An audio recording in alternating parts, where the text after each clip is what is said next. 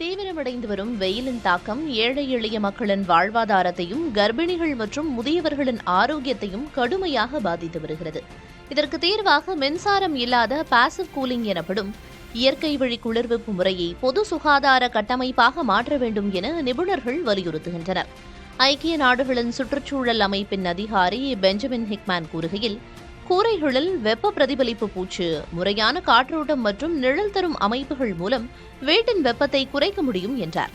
ராஜஸ்தானில் மின்சாரமே இல்லாமல் இயற்கை முறையில் அமைக்கப்பட்ட குளிர்விப்பு மையங்கள் வெளி வெப்பநிலையை விட 10 முதல் 12 டிகிரி செல்சியஸ் வரை குறைவாக பதிவாகி சாதனை படைத்துள்ளன. இதய நோய், நீரிழிவு உள்ளவர்கள் மற்றும் மாடி வீடுகளில் வசிப்பவர்கள் வெயிலால் அதிகம் பாதிக்கப்படுவதாக எய்ம்ஸ் மருத்துவர் ஹர்ஷல் சால்வே எச்சரித்துள்ளார். குடிநீர் மற்றும் மருத்துவமனை வசதிகள் வெயில் வந்த பின் உதவும் சிகிச்சைகள் மட்டுமே. ஆனால் இயற்கை வழி குளிர்விப்பு முறைகளே வெயிலை தடுக்கும் முற்காப்பு நடவடிக்கைகள் என சுற்றுச்சூழல் ஆர்வலர்கள் தெரிவித்துள்ளனர். கொல்லம் முதல் தேனி வரையிலான தேசிய நெடுஞ்சாலையை அகலப்படுத்தி மேம்படுத்த மத்திய அரசு 1663 கோடி ரூபாய் நிதி ஒதுக்கீடு செய்துள்ளது.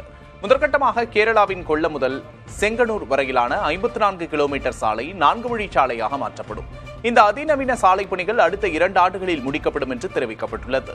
இந்த புதிய சாலையால் பயண நேரம் வெகுவாக குறைவதோடு வர்த்தகம், விவசாயம் மற்றும் சுற்றுலாத்துறை பெருமளவு வளர்ச்சியடையும் என்று எதிர்பார்க்கப்படுகிறது. சென்னை பனையூரில் உள்ள தாவேகா தலைமை அலுவலகத்தில் அக்கட்சியின் எம்எல்ஏக்கள், மாவட்ட செயலாளர்கள் கூட்டம் நடைபெற்றது. தாவேகா பொதுச் செயலாளர் என் ஆனந்த் தலைமையில் நடைபெற்ற இந்த கூட்டத்தில் கட்சி நிர்வாகிகள் அரசு அலுவலகங்களில் ஆய்வு செய்வது சர்ச்சையானது குறித்து ஆலோசனைகள் மேற்கொண்டதாக சொல்லப்படுகிறது. அதேபோல தாவேகாவில் இணையும் மாற்றுக் கட்சியினருடன் இணைந்து செயல்படுவது, அவர்களுக்கான பொறுப்பை வழங்குவது குறித்தும் விவாதிக்கப்பட்டதாக தகவல்கள் தெரிவிக்கின்றன. ஸ்டாண்ட் அப் காமெடி நிகழ்ச்சியில் இளைஞர் ஒருவர் பெண்களை அவதூறாக பேசியதாக எழுந்த சர்ச்சை இணையதளத்தில் விவாதப் பொருளாகியுள்ளது. நிகழ்ச்சியில் தன் அனுபவத்தை பகிர்ந்து கொண்ட ஹிமான்ஷு ஜங்ரா என்ற இளைஞர் தான் ஒரு பெண்ணுக்கு ஒரு முறை 370 ரூபாய் மதிப்புள்ள பிரியாணி வாங்கி கொடுத்ததாகவும் அதற்கு கைமாறாக தான் அவரிடம் சில சலுகைகளை எதிர்பார்த்ததாகவும் கூறியுள்ளார். அவர் இதனை கூறி முடிக்கவே அந்த அறையில் சிரிப்பலை எழுந்தது. ஒரு உணவுக்காக தனிப்பட்ட நெருக்கத்தை பெண்ணிடம் அந்த இளைஞர் எதிர்பார்த்ததாகவும் இது சரிதானா என்ற ரீதியிலும் சமூக வலைதளங்களில் விவாதங்கள் நடைபெற்றுக் கொண்டிருக்கின்றன. ஆண்கள் என்றாலே ஒரே மாதிரியான எண்ணத்தை தான் கொண்டிருக்கிறார்கள் என பலரும் விமர்சித்தனர். இந்நிலையில் பொதுவெளியில் அநாகரிக பேச்சை வெளிப்படுத்தியதாக கூறி ஹிமான்ஷு பணி நீக்கம் செய்யப்பட்டுள்ளார். முற்றிலும் இந்தியாவிலேயே தயாரிக்கப்பட்ட முதல் ராணுவ போக்குவரத்து விமானமான ஏர்பஸ் C-295 சோதனை ஓட்டம் குஜராத் மாநிலம் வதோதராவில் வெற்றிகரமாக நடைபெற்றது. இந்த விமானம் டாடா அட்வான்ஸ்டு சிஸ்டம்ஸ் லிமிடெட் நிறுவனத்துடன் இணைந்து மேக் இன் இந்தியா திட்டத்தின் கீழ் தயாரிக்கப்பட்டது. மொத்தம் திட்டமிடப்பட்ட 40 விமானங்களில் முதல் விமானத்தின் சோதனை ஓட்டம் நிறைவடைந்துள்ளது. இந்திய பாதுகாப்பு துறையில் ஒரு முக்கிய முன்னேற்றமாக கருதப்படுகிறது.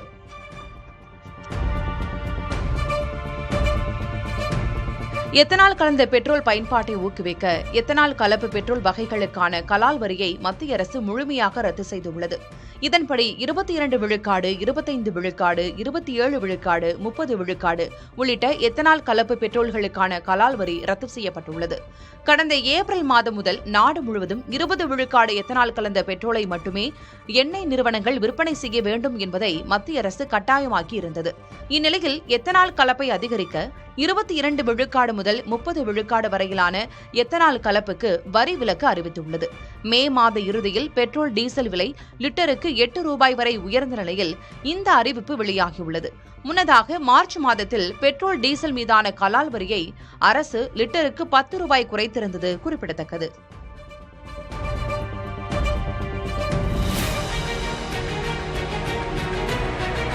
அமெரிக்க டாலருக்கு நிகரான இந்திய ரூபாயின் மதிப்பு 32 காசுகள் சரிந்து 95.57 வீழ்ந்திருக்கிறது. அமெரிக்கா ஈரான் மோதலால் உலகளவில் கச்சா எண்ணெய் விலை உயர்ந்ததை அடுத்து இந்த வீழ்ச்சி ஏற்பட்டுள்ளது. இது தவிர இந்திய பங்குச்சந்தையிலிருந்து அந்நிய முதலீட்டாளர்கள் பெருமளவில் பங்குகளை விற்று வெளியேறுவதும் இந்த சரிவிற்கு முக்கிய காரணமாகும். ரூபாயின் மதிப்பு சரிவதால் வெளிநாடுகளிலிருந்து இறக்குமதி செய்யப்படும் பொருட்களுக்கு இந்தியா அதிக விலை கொடுக்க வேண்டியிருக்கும். குறிப்பாக கச்சா எண்ணெய், மின்னணு சாதனங்கள் மற்றும் உதிரி பாகங்களை அதிக விலை கொடுத்து வாங்க வேண்டிய சூழல் உருவாகியுள்ளது. இது ஒட்டுமொத்தமாக உள்நாட்டில் விலைவாசி உயர்வுக்கு வழிவகுப்பதாக நிபுணர்கள் கூறுகிறார்கள்.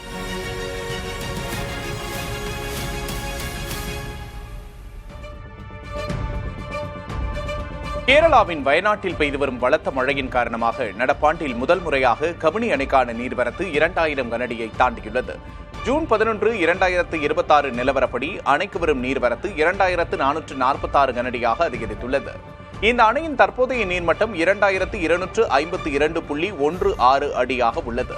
அணையின் மொத்த கொள்ளளவான 19.52 டிஎம்சியில் தற்போது 4.68 டிஎம்சி நீர் இருப்பு உள்ளது. அணையிலிருந்து ஆற்றில் 600 கனஅடி நீர் வெளியேற்றப்படுகிறது. இந்த நீர்வரத்து அதிகரிப்பு காவிரி படுகை விவசாயிகளுக்கிடையே மகிழ்ச்சியை ஏற்படுத்தியுள்ளது.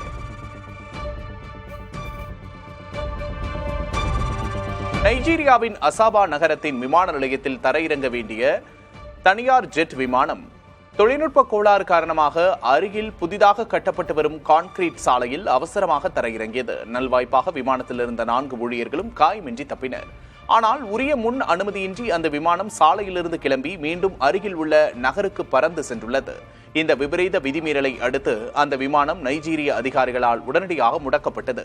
மேலும் விமான ஓட்டிகள் தற்காலிக கண்காணிப்பில் வைக்கப்பட்டு அந்நிறுவனத்தின் விமான செயல்பாடுகளுக்கான அனுமதியும் தற்காலிகமாக நிறுத்தி வைக்கப்பட்டுள்ளது.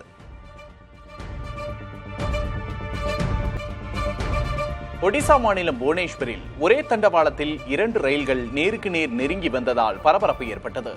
ஆபத்தை உணர்ந்த லோகோ பைலட்டுகள் சாதுரியமாக ரயில்களை உடனடியாக நிறுத்தியதால் பெரும் உயிர் சேதம் தவிர்க்கப்பட்டது. சிக்னல் கோளாறு குறித்து ரயில்வே அதிகாரிகள் தீவிர விசாரணை நடத்தி வருகின்றனர்.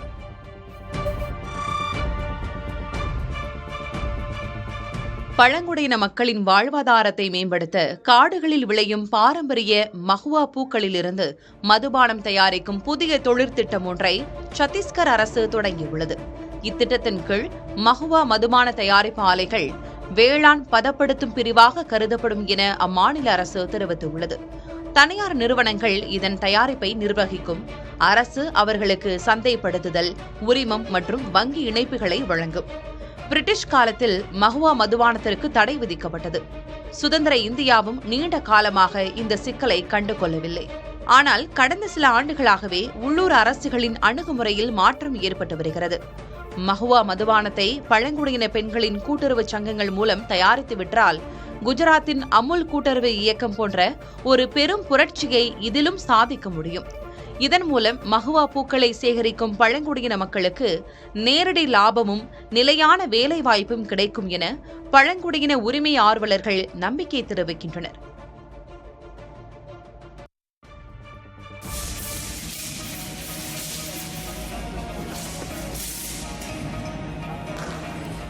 கசகஸ்தான் தலைநகர் அஸ்தானாவில் சீனா கசகஸ்தான் குங்ஃபு கலை பரிமாற்ற விழா கோலாகலமாக நடைபெற்றது. இதில் 2 நாட்டு தற்காப்பு கலைஞர்களும் பங்கேற்று தங்களின் திறமைகளை வெளிப்படுத்தினர்.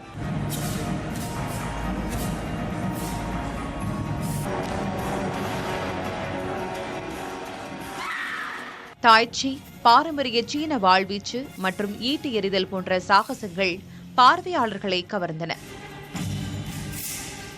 மேடை நிகழ்ச்சிகளுடன் AI தொழில்நுட்பத்தினுடனான ஊடாட்ட அனுபவங்களும் குங்ஃபு பயிற்சி வகுப்புகளும் இந்த விழாவில் அரங்கேற்றப்பட்டன.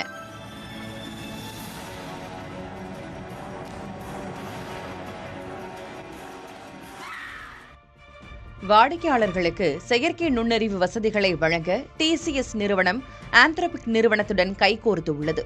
இதற்கென பிரத்யேக வர்த்தக பிரிவு ஒன்றையும் TCS நிறுவனம் தொடங்குகிறது.